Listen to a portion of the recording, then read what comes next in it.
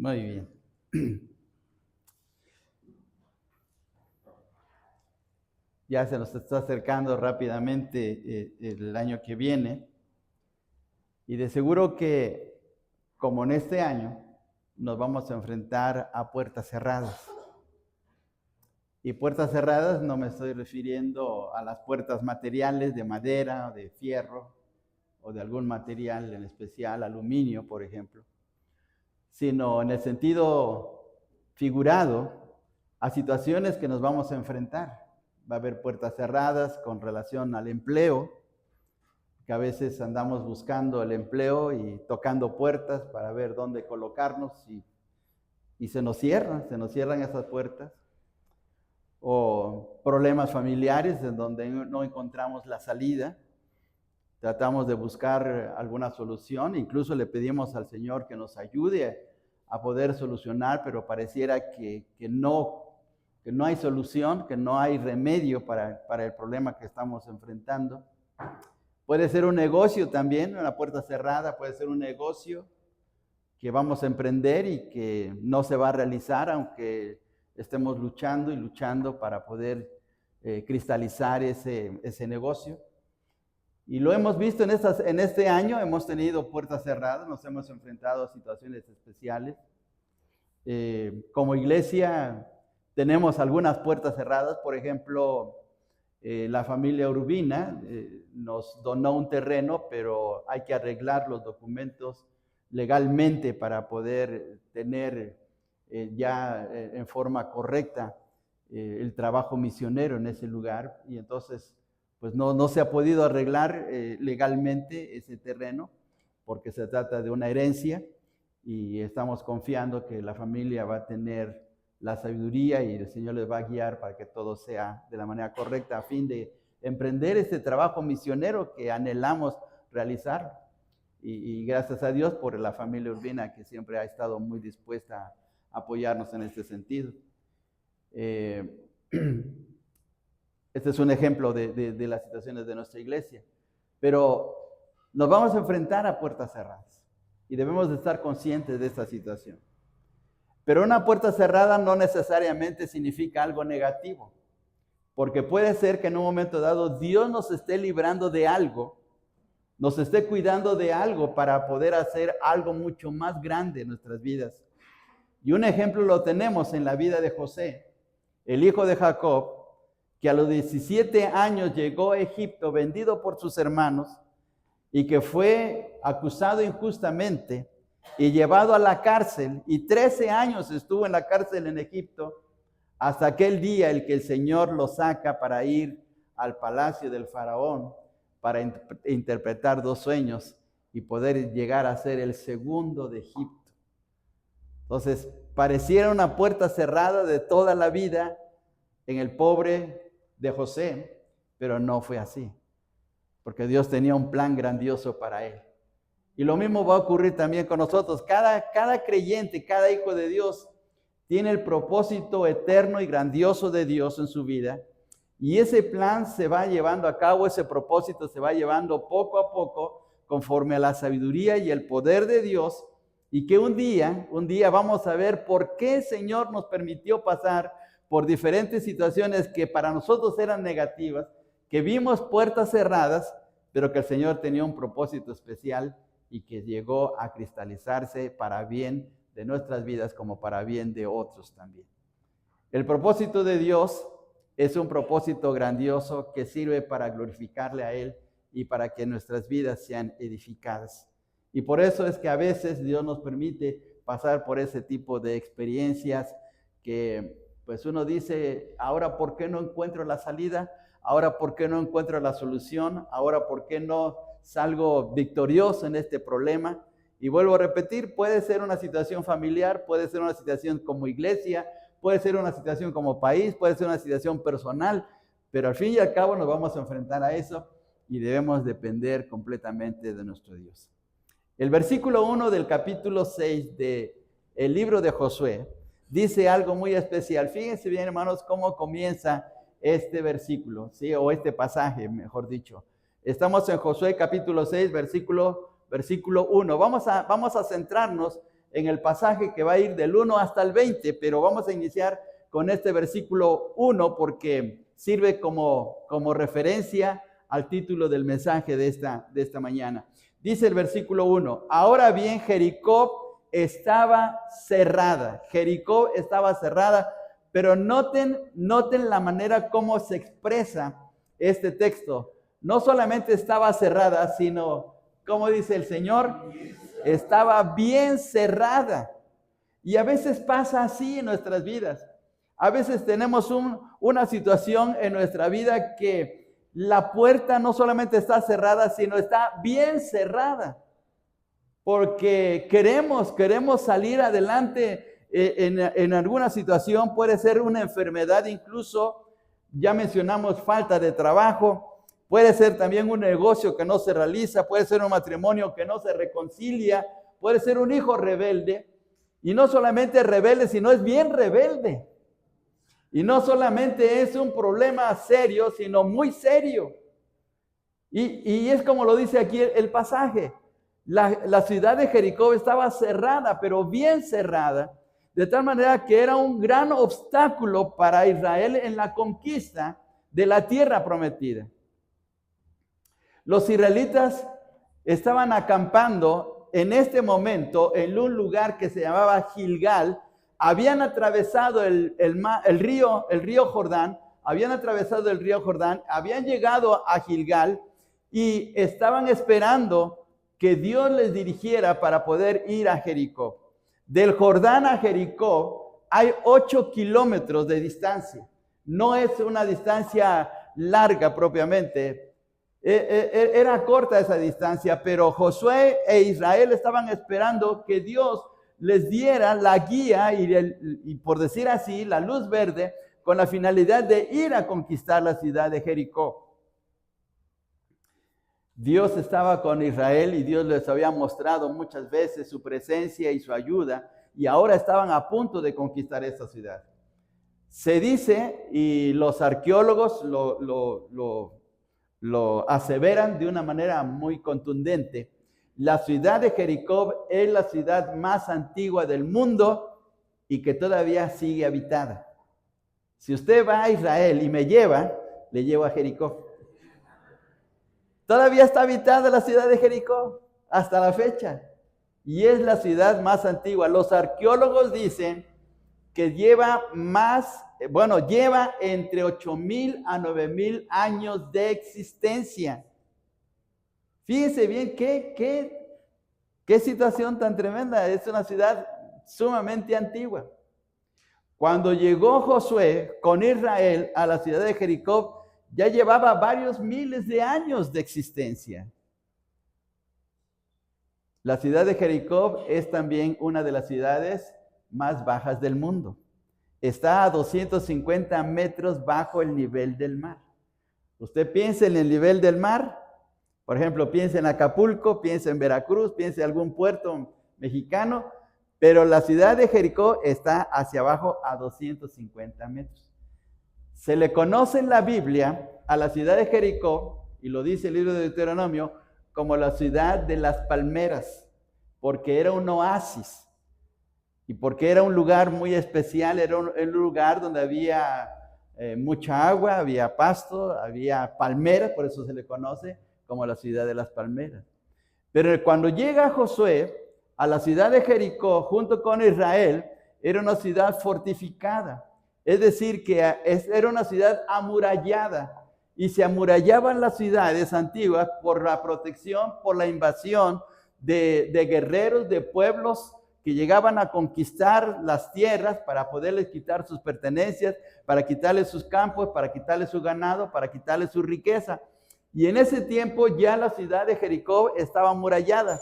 Los arqueólogos dicen, y en las investigaciones que se hicieron en 1950, que fue un trabajo muy grande para poder descubrir la ciudad de Jericó, se dice que la ciudad tenía muros de altura de 9 metros y de ancho aproximadamente de 2 metros a 3 metros de ancho, de tal manera que en esa distancia se podía construir una casa. Y recordemos que en el libro de Josué, en los muros vivía Rahab, aquella mujer que le dio hospedaje a 2 espías israelitas. Entonces, era una ciudad que tenía muros muy anchos y muy fuertes, de tal manera que era inconquistable. No podían los israelitas conquistar tan fácilmente a esa ciudad propiamente. Para ellos era imposible, debido a que estaba muy cerrada y muy protegida, como lo dice el texto. Sin embargo, los siguientes versículos dice de la siguiente manera. Veamos, por favor, versículo 2. Mas Jehová dijo a Josué: mira, yo he entregado en tu mano a Jericó y a su rey con sus varones de guerra. Dios les estaba dando la promesa que ellos iban a salir victoriosos, que iban a poder conquistar la ciudad de Jericó, aunque estaba cerrada y bien cerrada, aunque era una ciudad que era muy difícil o propiamente hasta humanamente imposible de conquistar, pero Dios les da la promesa que sí lo iban a realizar. Humanamente los israelitas no iban a poder hacerlo, pero Dios les iba a ayudar y Dios les iba a dar la manera de cómo iban a conquistarla. Ahora, la manera que Dios les está mostrando para conquistar a Jericó, podríamos pensarlo así, es increíble.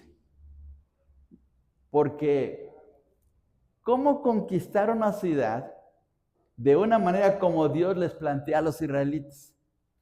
No iba a ser escalando los muros, no iba a ser a través de cierta maquinaria para poder derribar los muros, no iban a utilizar dinamita para poder destruir esos muros. No se conocía la dinamita en ese tiempo, la pólvora.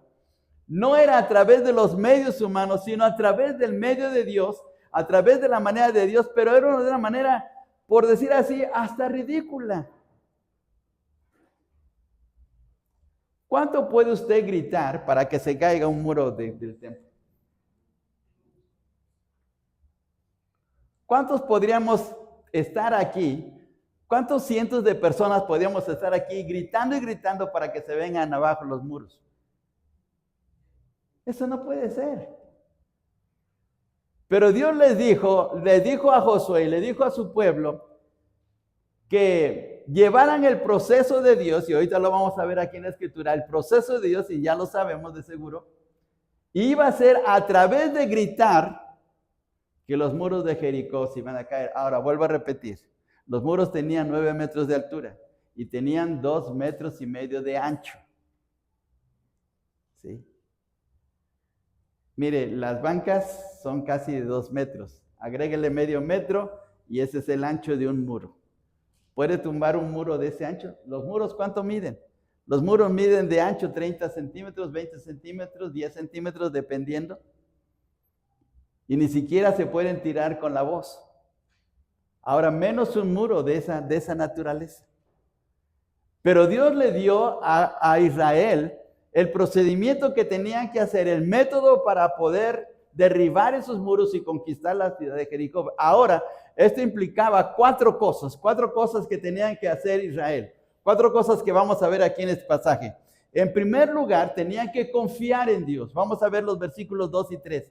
Versículos 2 y 3. Dice así: mas Jehová dijo a Josué: mira, yo he entregado en tu mano a Jericó y a su rey con sus varones de guerra. Rodearéis pues la ciudad, todos los hombres de guerra, yendo alrededor de la ciudad una vez, y esto haréis durante 6 días. Miren, primero tenían que rodear la ciudad, ir caminando alrededor de la ciudad por 6 días. Todos los guerreros de Israel tenían que salir, y no solamente, más adelante lo explica el texto, no solamente los guerreros, sino 7 sacerdotes tocando con sus cuernos y el arca del pacto, y tenían que darle una vuelta a la ciudad de Jericó cada día por 6 días. Una vuelta por 6 días. ¿No se le hace eso un método que no es razonable, que no es lógico, que no es un método inteligente? Imagínense, usted viene acá y le da una vuelta a la manzana y dice que se caiga el templo. Y viene otro día y le da otra vuelta y que se caiga el templo. Y lo hace por 6 días. ¿Puede hacerlo? ¿Puede ser eso real? Si usted nos dijera, le estoy dando 6 vueltas al templo y se va a derribar, ¿qué pensaríamos de usted? Usted está mal de la cabeza. Pero Dios le dijo a Josué y a Israel que hicieran eso. Y eso implicaba fe, confiar en Dios. Y a veces Dios nos permite o nos pide que confiemos en Él, aun cuando no sea lógica la situación.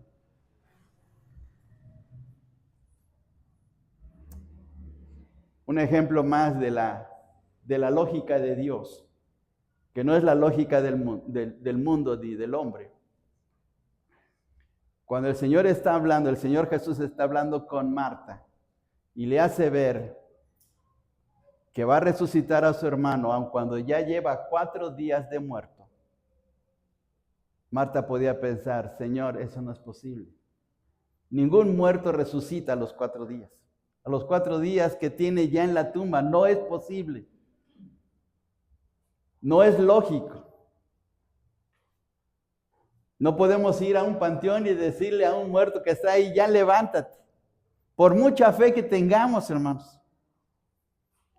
Pero lo que Dios desea hacer muchas veces es cosas que van más allá de nuestra lógica. Y Jesús le dijo a Marta, Marta, yo soy la resurrección y la vida. Yo soy la resurrección y la vida. Yo tengo el poder de levantar a un muerto, porque yo soy Dios. Y la realidad es que salió Lázaro de la tumba. Y en este caso aquí, en el pasaje de Josué, Dios le dice a este hombre de Dios, a este líder, que camine su pueblo, sus guerreros, mejor dicho, caminen por 6 días, dándole una vuelta cada día, y cuando lleguen al 7º día, tienen que gritar. Vamos al versículo 5, por favor, más adelante. Versículo 5, leamos el 5. Dice así, y cuando toquen prolongadamente el cuerno de carnero, así que oigáis el sonido de la bocina, todo el pueblo gritará a gran voz, todo el pueblo, todos los guerreros gritarán a gran voz, y mire lo que dice el Señor, y el muro de la ciudad caerá, el muro de la ciudad caerá. Si usted fuera israelita, si usted fuera de los guerreros de Josué y escuchara esta indicación de Josué, ¿qué le diría a Josué?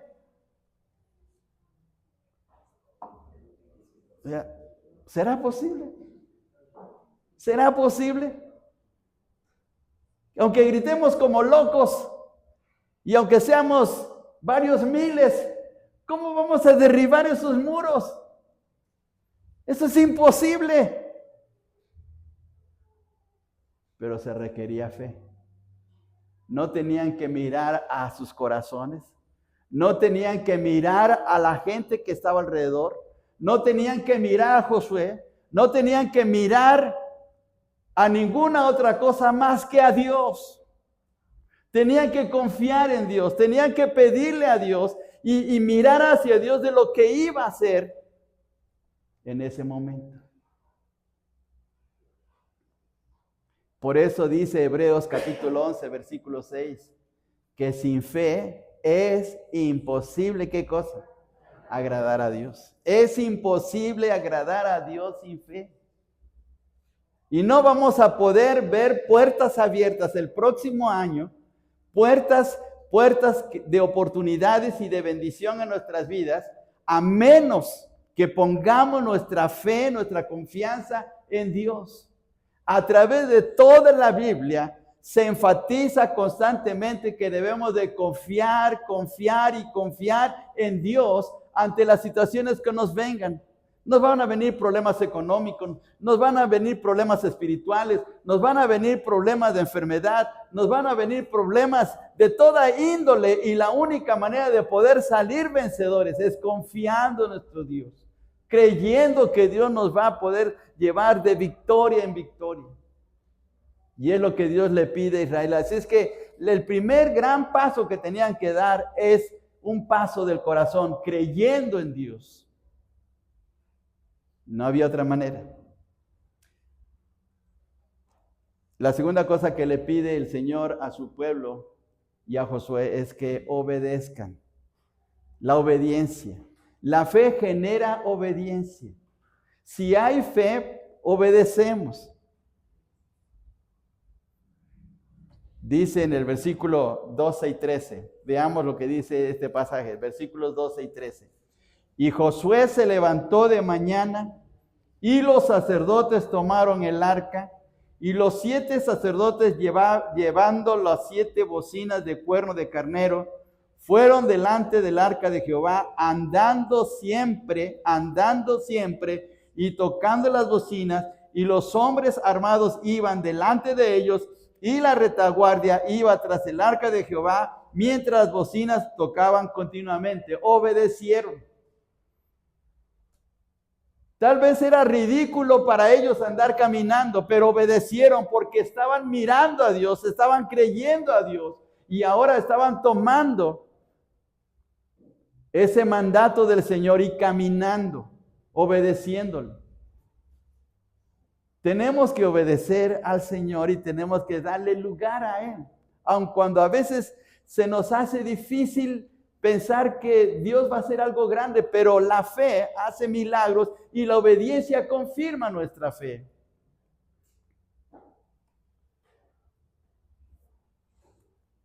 Cuando solamente creemos superficialmente, no podemos obedecer porque nos invade la incredulidad, nos invade la incertidumbre y llega el momento que decimos, bueno, creo que Dios no me va a bendecir, Dios no me va a ayudar en este problema, pues mejor me quedo así.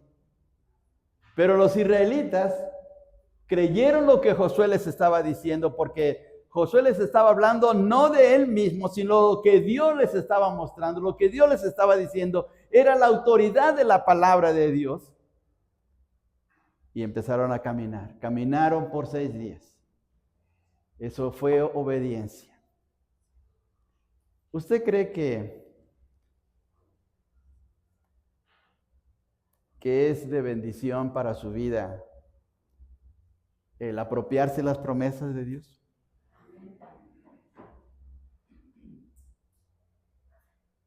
Si es la palabra de Dios, hermanos, es fiel. Las promesas de Dios son fieles. Y por lo tanto, si obedecemos a esas promesas y hacemos caso, entonces hay bendición en nuestras vidas. Dice el apóstol Pablo en Filipenses capítulo 4, versículo 19, mi Dios pues suplirá, ¿qué más? Todo lo que os falte conforme a sus riquezas en gloria. Y es una promesa. Ahora, todos los días tenemos que salir a trabajar, todos los días tenemos que hacer nuestras actividades, pero sabemos que Dios nos va a proveer y debemos de ser obedientes a esa promesa. El Salmo 23, versículo 1 dice, Jehová es mi pastor. ¿Y qué más? Nada me faltará. ¿Sí? Pero eso no significa que debemos de quedarnos estancados o sentados o con los brazos cruzados, sino debemos de realizar nuestras actividades y trabajar. Y Dios lo va a suplir, porque es su palabra, es real. Tiene que haber obediencia. El apóstol Pablo dice que el que no trabaja, que no coma. Entonces Dios sí nos va a suplir, pero hay que trabajarle. Entonces veamos lo que aquí está ocurriendo con Josué. Ellos estaban creyendo lo que Dios les estaba hablando a través de este líder, pero tenían que avanzar, tenían que caminar, tenían que obedecer. Y lo hicieron. Ahora una cosa más. Tuvieron que ser pacientes. Porque fíjense bien lo que dice el texto. Vamos a regresar un poquito, por favor, a los versículos 14 y 15. Vamos a nuestro texto, 14 y 15. Así dieron otra vuelta a la ciudad el segundo día y volvieron al campamento. De esta manera hicieron durante 6 días. Si hubieran sido impacientes, hubieran dicho, Señor, ¿para qué caminar 6 días? Mejor en el primer día, hazlo todo y se acabó. ¿Para qué estarse desgastando? ¿Para qué estar caminando? Porque hasta los los de Jericó se van a burlar de nosotros. Van a decir, ¿y estos qué están haciendo? ¿Y estos por qué? Cada día están caminando. ¿Por qué no sacan sus lanzas, sus espadas? ¿Por qué no sacan sus armas y nos invaden? ¿Por qué nada más están dando vueltas? Yo me imagino que había, es una imaginación mía, tal vez usted puede imaginarse también, pero en los muros de Jericó, estaban por ahí hombres de Jericó mirando cómo estaban caminando sin hacer nada, esos israelitas, y de seguro que ya se estaban burlando de ellos. Dijeron, ahora, ¿qué clase de guerra es esta? ¿Qué clase de invasión? Nada más de puro caminar. Y los israelitas pudieron haber pensado, Señor, ¿por qué no mejor en el primer día se ejecuta todo y se acabó? Pero Dios a veces nos permite que seamos pacientes. No se logra un buen fruto a menos de a través de los días de maduración. Hay frutos que requieren de varios meses para poder madurar. Si usted corta un fruto verde, o le sabe amargo, o le sabe insípido, y termina tirándolo. Pero si espera a que madure en su árbol y tenga los días apropiados, el néctar que está dentro de la fruta, después va a ser delicioso para usted, pero tiene que ser paciente. El campesino lo sabe. El campesino sabe que tiene que dejar sus plantas, sus árboles, a los que está trabajando, dejarles que madure su fruto hasta que ya sea propicio para poder cortarlos.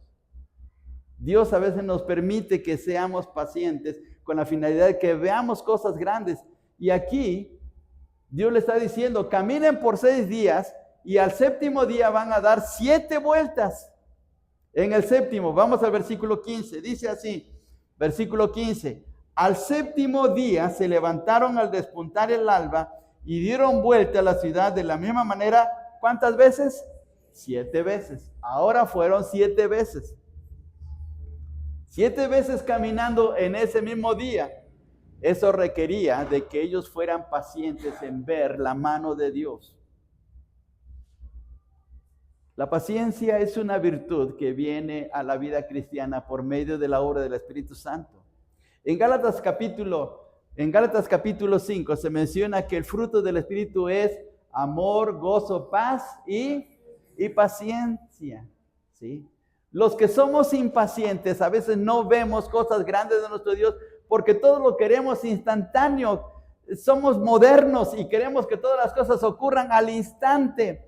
Queremos un café instantáneo, una leche instantánea, unos huevos instantáneos, queremos una comida instantánea, todo instantáneo, y por eso nos volvemos tan impacientes. ¿No les ha pasado que el metro se tarda 1 minuto parado en medio de un túnel oscuro y ya queremos que avance rápidamente?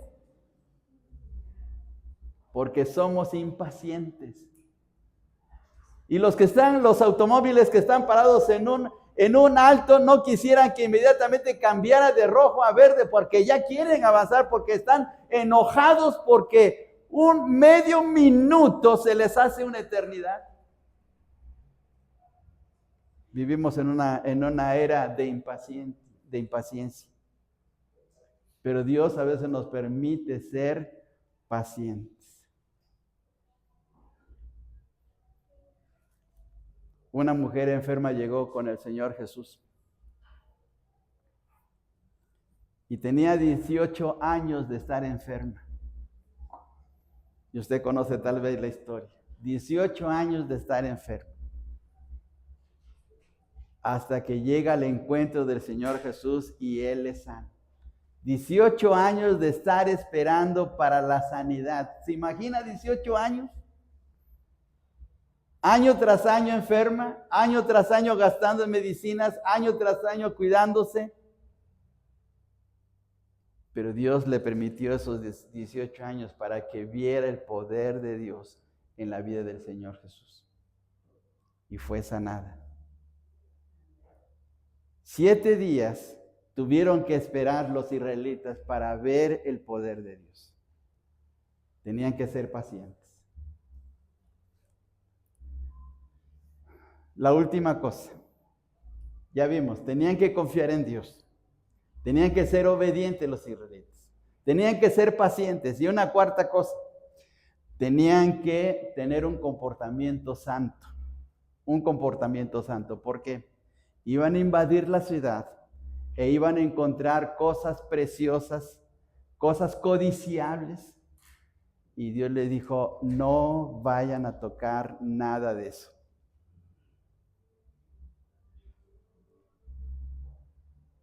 Lo primero que iban ellos a obtener de la conquista de Jericó iba a ser para Dios. Iba a ser una ofrenda para Dios. Y ellos no deberían de tocar nada. Por favor, veamos los versículos 17 y 18. Dice de la siguiente manera, versículos 17 y 18. Y será la ciudad anatema a Jehová con todas las cosas que están en ella. Solamente Rahab, la ramera, vivirá con todos los que estén en su casa con ella, por cuanto escondió a los mensajeros que enviamos. Pero vosotros guardaos del anatema, ni toquéis, ni toméis alguna cosa del anatema, no sea que hagáis anatema el campamento de Israel y lo turbéis. Versículo 19 todavía dice así, mas toda la plata y el oro y los utensilios de bronce y de hierro serán consagrados a Jehová y entren en el tesoro de Jehová. No deberían tocar nada. Más adelante en el capítulo 7 de este libro de Josué nos vamos a dar cuenta que sí hubo un hombre que le ganó la codicia. Y por causa de eso, tuvo que ser apedreado junto con toda su familia, porque desobedeció. Pero en esa primera conquista no deberían tomar absolutamente nada. Dios les iba a proveer mucho más de lo que se iban a imaginar que lo que obtuvieran ahí en la ciudad de Jericó. Porque Dios les estaba enseñando que en esa conquista lo primero que deberían pensar es en Dios y darle su gratitud a Él.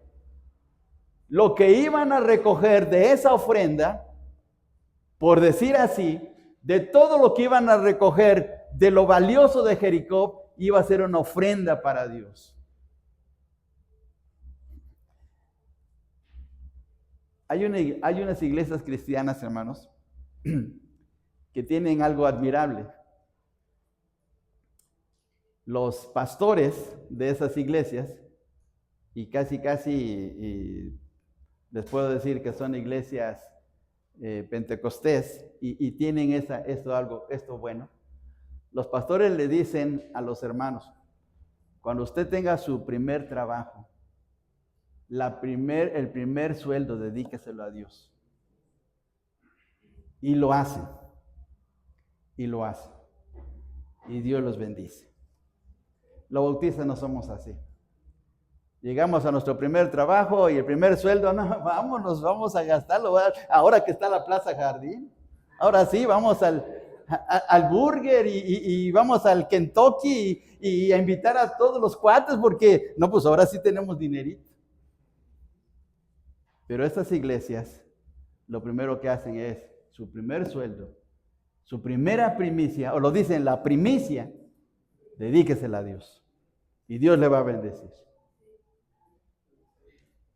Y es lo que hicieron aquí los israelitas. Dios les dijo, lo primero que obtengan, eso va a ser consagrado para Dios. Claro, un hombre no lo hizo así.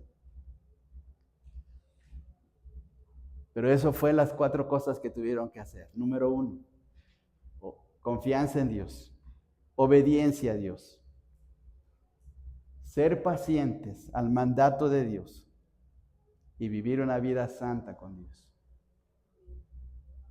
Y eso trajo victoria en ellos. Ahora vemos una cosa más todavía. Versículo 13, regresemos un poquito, versículo 13. Dice este texto, versículo 13. Y los 7 sacerdotes, llevando las 7 bocinas de cuerno de carnero, esas bocinas de cuerno los judíos le llaman chofar. Es un cuerno especialmente para servir para dar estos sonidos. Dice, fueron delante del arca de Jehová andando siempre y tocando las bocinas. La formación de los israelitas, primero iban los sacerdotes, 7 sacerdotes hasta el frente, con sus cuernos tocando. Luego, después de los 7 sacerdotes, venía el primer grupo de soldados, los primeros guerreros, un grupo de soldados. Luego en medio venía el arca con otros sacerdotes y en la retaguardia venían más soldados. Así estaba la formación. Vuelvo a repetir, primero eran los 7 sacerdotes con sus bocinas, con sus cuernos. Luego un grupo de soldados. Luego venía el arca y luego otros soldados. ¿Por qué esa formación? ¿Por qué de esa manera iban? Porque en primer lugar los sacerdotes iban adelante mostrándoles que la victoria no era de ellos. La victoria iba a ser de Dios. Al estar tocando los sacerdotes y al ir al frente, estaban mostrando que deberían de poner su mirada en lo que Dios iba a hacer. No en sus fuerzas, no en que eran muy valientes, no en sus armas de guerra, sino en lo que Dios iba a hacer. Luego está el arca en medio. ¿Qué les estaba diciendo el arca? ¿Qué les estaba mostrando? Que Dios estaba con ellos, estaba presente. Que Dios les estaba guiando. Que aunque para todo el mundo era imposible conquistar la ciudad de Jericó, no lo era para Dios. Porque para Dios, no importa cuán cerrada sea una puerta, el Señor tiene las llaves para abrirla. Él tiene el poder para abrir cualquier puerta cerrada. Él es Dios. Y veamos, hermanos, lo que dice Apocalipsis capítulo 3, versículo 7, en la persona del Señor Jesucristo. Apocalipsis capítulo 3, versículo 7. Apocalipsis capítulo 3 y versículo 7. Dice así: y escribe al ángel de la iglesia de Filadelfia, esto dice el santo, el verdadero, el que tiene la llave de David, el que abre y ninguno cierra, y cierra y ninguno abre. ¿Quién es el santo y el verdadero? Es el Señor Jesucristo. Es el Señor Jesucristo. Él tiene el poder para abrir cualquier puerta cerrada. Por muy difícil que sea para nosotros, Él lo hace. Y mire qué bendición. Así es que, por eso es que iban los sacerdotes al principio, el arca en medio, para mostrarle a los israelitas de quién era la guerra. Éxodo 14:14, cuando Moisés estaba con su pueblo y los estaba llevando a rumbo hacia la tierra prometida, se enfrentan al Mar Rojo, y en ese texto dice, Éxodo 14:14, Jehová peleará por vosotros y vosotros estaréis tranquilos. La batalla es del Señor. Las batallas que vamos a tener el próximo año son batallas del Señor si se lo permitimos, si confiamos en Él, si estamos dispuestos a obedecerle, si estamos dispuestos a ser pacientes y a vivir una vida santa delante de Él. Es así como podemos salir victoriosos. Veamos el versículo 20 de Josué 6, versículo 20. Ya estamos a punto de terminar, hermanos. Versículo 20 de Josué 6. Dice así, dice este texto: entonces el pueblo gritó y los sacerdotes tocaron las bocinas, y aconteció que cuando el pueblo hubo oído el sonido de la bocina, gritó con gran vocerío. ¿Y qué ocurrió, hermanos? El muro se derrumbó.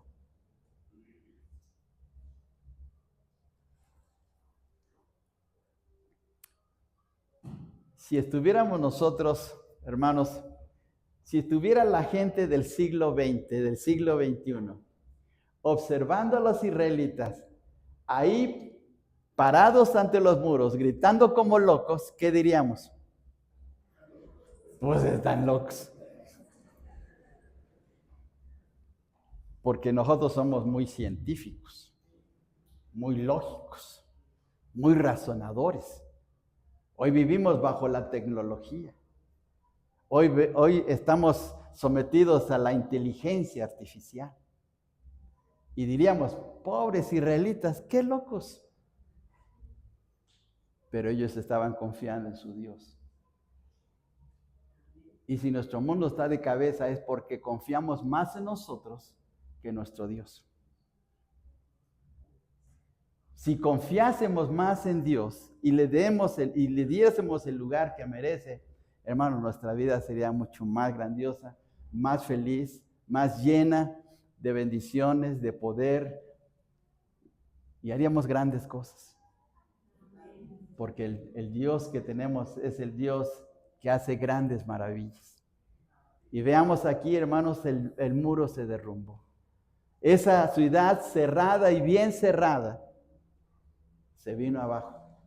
Se vino abajo por el poder de Dios. ¿Y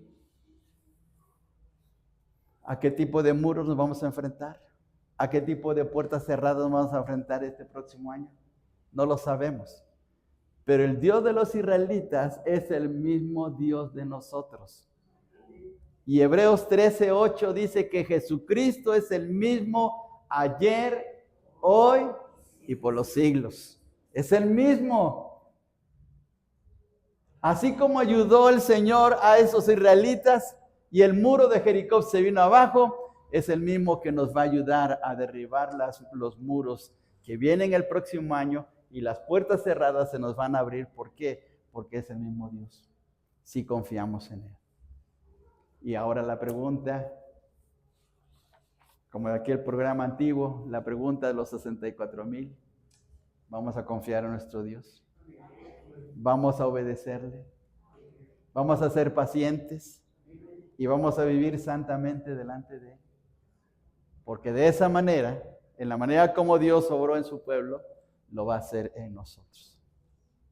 No hay puerta, por muy cerrada, por muy difícil, que Dios no pueda abrir. El Señor Jesús dijo estas palabras en Juan capítulo 10. Yo soy la puerta. Él es la puerta de bendición. Él es la puerta de oportunidades. Él es la puerta que nos lleva a la vida eterna. Él es la puerta que nos trae grandes cosas y grandes maravillas en nuestras vidas, si confiamos en Él.